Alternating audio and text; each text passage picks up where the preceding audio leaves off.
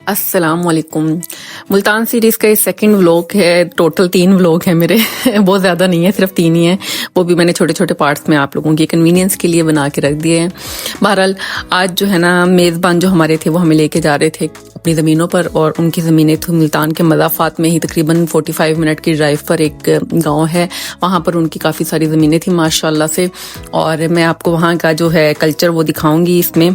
और उससे पहले जो है ना, मुल्तान के बारे में बात कर लेते हैं। हम लाहौर में रहने वाले जो है ना, कराची इस्लामाबाद को तो शहर समझते हैं, लेकिन मुल्तान जैसे या गुजरांवाला जैसे शहरों को जो है ना इतना ज़्यादा लिफ्ट नहीं करवाते। लेकिन सीरियसली मैं जब मुल्तान नहीं गई थी तब तक मुझे लगता था कि बहुत छोटा सा सिटी है और कोई ख़ास बात नहीं होगी, लेकिन जब मैं गई हूँ तो मुझे बहुत सारी चीज़ों का अंदाज़ा हुआ, जिनमें सर फहरिस्त तो ये था कि जी मुल्तान जो है वो सूफिया कराम का वाकई शहर है। मतलब वही वाली बात कि 4,000 मज़ारात या टॉम जहाँ पर जिस शहर में मौजूद हों, तो सोचें कि उसकी तारीख कैसी रही होगी। हिस्ट्री के पॉइंट ऑफ व्यू से तो बहुत ही अच्छा है। इसके अलावा यहाँ पर जो है ना, ये सराइकी ज़ुबान बोली जाती है, ये तो आप लोगों को पता ही होगा, लेकिन सराइकी ज़ुबान इतनी मीठी ज़ुबान है, ऑल्दो मुझे समझ कोई नहीं आती।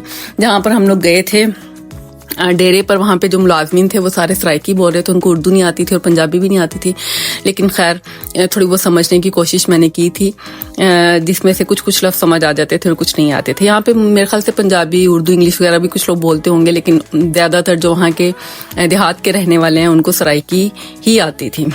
अच्छा जी, दरियाए चनाब के किनारे पे वाक़ इस शहर के जो है ना ख़ास चीज़ें और भी बहुत सारी हैं।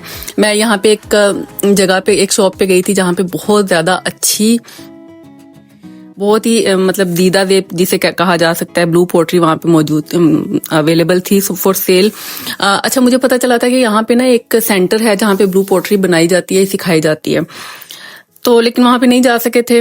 कुछ रीजंस थी जी, एक तो मुझे रास्ता नहीं पता था, और दूसरा जब भी ड्राइवर अवेलेबल होता था तो जाहिर है मेज़बान जो थे वो हमारे जो प्रोग्राम्स उनके साथ थे हम उन्हीं के लिए जा सकते थे।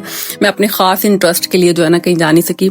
एक तो मुल्तान में जो है ना ब्लू पोट्री वाली शॉप पर मैं गई हूँ, लेकिन उसके सेंटर में नहीं गई जहाँ पे वो बनता है। बहरहाल ब्लू पोट्री मैंने ख़रीदी भी थी थोड़ी बहुत, और कंपैरेटिवली इस्लामाबाद से बहुत ज़्यादा सस्ती भी मुझे लगी थी, लेकिन बहुत ज़्यादा नहीं ख़रीदी थी, इसलिए कि जाहिर है मैं ये सोच के नहीं गई थी कि मैंने वहाँ पे जाके कोई शॉपिंग करनी है। उसके अलावा मैंने जो है ना वहाँ पे कढ़ाइयों वाले, हाथ की कढ़ाइयों वाले इतने खूबसूरत कपड़े, शॉल्स, पूरे सूट, खाली शर्ट्स, इतना कुछ देखा था कि मैं इम्प्रेस हो गई थी कसम से। बहरहाल अभी हम पहुँच गए हैं उस डेरे पे या उस जगह पे जहाँ पे इनको मुलाजमीन को शेल्टर बना के दिया हुआ है इन लोगों ने, या घर बना के दिया हुआ है। और इस जगह को जो है ना इन्होंने गारे की दीवारों के साथ जो है ना वो बनाया हुआ है।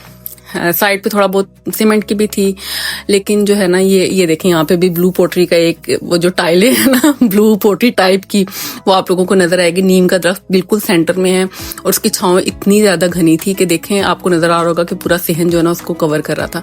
यहाँ पे ना इन लोगों ने वो कद्दू जो होते हैं ना, पंपकिन आई थिंक इनको कहा जाता है, आई डोंट नो, इनको रखा हुआ था यहाँ पे सुखाने के लिए, जो बाद में मुझे पूछने पे पता चला कि ये इसके बीज बेसिकली इसको सुखा रहे हैं, फिर जब ये सूख जाएगा मुकम्मल तौर पे तो इनके बीजों को निकाला जाएगा और इनको जो है ना फिर दोबारा से बोया जाएगा।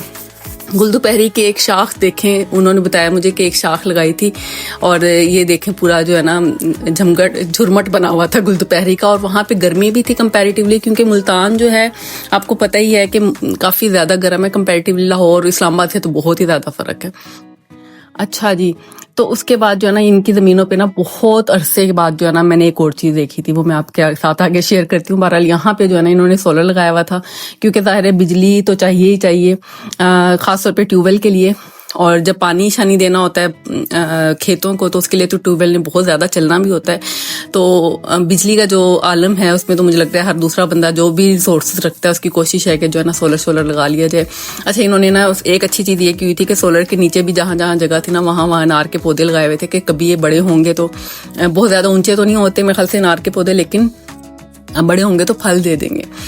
अच्छा जी, ये कुआं था जिसको देख के मैं डर रही थी थोड़ा सा कि मुझे इन्होंने बताया कि एक दफ़ा इनका लेबर का एक बंदा जो है ना इसके अंदर गिर भी गया था, और ये बहुत गहरा है, मुझे एग्जैक्टली याद नहीं है कि उन्होंने इसकी गहराई कितनी बताई थी, और लेकिन मैं उसको देख के काफ़ी डरी थी। यहाँ पे आलू की बोरियां रखी हुई थी और मैं बड़ी एक्साइटेड हुई, मैंने कहा अच्छा जी आलू की फसल तैयार हो गई है। ये तो पता चला कि नहीं, ये इसलिए रखी हुई है कि इनको अभी बोना है इन्होंने, मतलब आलू जो है एज अ बीज रखा हुआ है वहां पर। अच्छा, वो चारपाइयाँ, वो कल्चर उनका वो वाला ना बड़े मजे का। अभी मौसम मैंने आपको कल भी बताया कि हम लोग पिछले महीने गए थे तो अभी वहां पे गर्मी थी। इस्लामाबाद में ऑल्दो बड़े अच्छा मौसम हुआ था, बड़ा प्लेजेंट था, लेकिन वहां पे काफी गर्मी थी। अच्छा, मेरी फरमाइश पे ना इन्होंने मुझे ये ट्यूबवेल की उस दिन जरूरत नहीं थी, लेकिन मेरे कहने पे उन्होंने चलाया कि अच्छा जी आप देख लें जी कैसे होता है ट्यूबवेल। हम लोगों ने, मैं इतनी एक्साइटेड इसलिए हो रही हूँ कि हम लोगों ने जो है ना, मैंने अपने बचपन में देखा हुआ है। मेरी एक खाला रहती थी बहुत दूर गुजरांवाला के किसी गांव में, और वहां पे हम लोग कभी कभार जाते थे। तो हम लोग वो जो छोटे छोटे, जब बहुत छोटे छोटे बच्चे थे, तो उस ट्यूबवेल पे जाके हम लोग नहाना या समझे गीला करना अपने आप को इस तरह से। लेकिन उस टाइम भी फ्लो जो था पानी का वो हमें डराता था। और अभी भी इस ये वाला जो एक स्क्वायर बना होता है ना पानी का, इसके अंदर जाने की हिम्मत आज तक नहीं आई। उस टाइम तो बिल्कुल भी नहीं थी। तो वो जो बाहर एक खाला जिसे कहते हैं उसमें से पानी जा रहा होता था, तो उसमें पाउंड हो के बैठ जाते थे, एक दूसरे के ऊपर पानी गिरा रहे होते थे।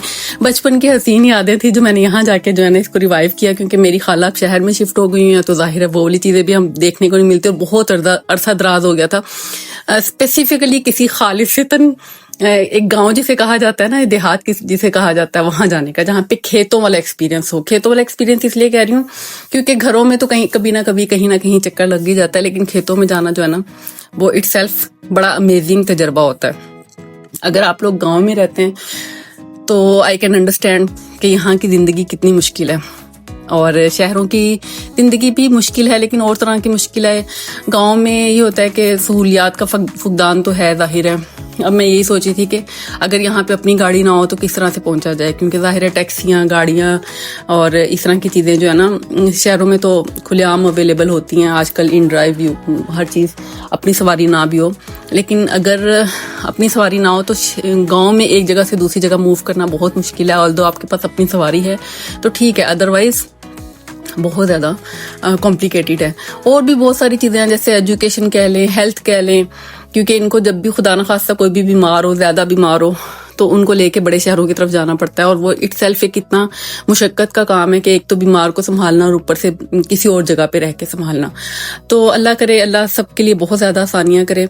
मुझे नहीं पता कि ये कौन सी फसल लगी हुई थी, अब मुझे बिल्कुल याद भी नहीं है, लेकिन यहाँ पे जो है ना मुझे कद्दू नजर आए थे लगे हुए, और मैं उनको देख के बड़ी एक्साइटेड हो रही थी। और जो औरत वहाँ की मिजारा की वाइफ जो थी वो मुझे दिखा रही थी वो सारा कुछ, वो इतनी मुझे देख देख के परेशान हो रही थी कि बाजी तुसी, मतलब उसकी मुझे समझ नहीं आ रही थी कि एक्चुअली वो ये कहना चाह रही थी कि आप किस चीज़ को देख के कितना खुश हो रही हैं। मैंने कहा मैं सब्जी को देख के खुश हो रही हूँ। तो खैर उसके लिए शायद ये नई बात होगी, लेकिन मेरे लिए भी नई बात थी, क्योंकि इतनी ज़्यादा मिकदार में जो है ना सब्जी वहाँ पे लगी हुई थी अच्छी खासी, और गन्ने शन्ने लगे हुए थे, कॉर्न्स लगे हुए थे। मुझे नहीं पता कि उसको क्या कहते हैं, उसका कोई और नाम भी है, मुझे पता है पंजाबी में, लेकिन नाम याद नहीं है मुझे। तो ये यहाँ से जो है ना मैं वो, खैर उसका ये था कि कौन की जो फसल थी ना वो अभी सही तरह तैयार नहीं थी, और शायद गन्ने थे या गंदुम थे, आई डोंट रिमेम्बर, लेकिन वो भी सही तरह तैयार नहीं थे। अभी इसका अगला व्लॉग आपने लाजमी देखना है, क्योंकि उसमें मैं आपको दिखाऊंगी कि गाँव की औरतें जो कुकिंग करी थी हमारे लिए। अल्लाह हाफिज।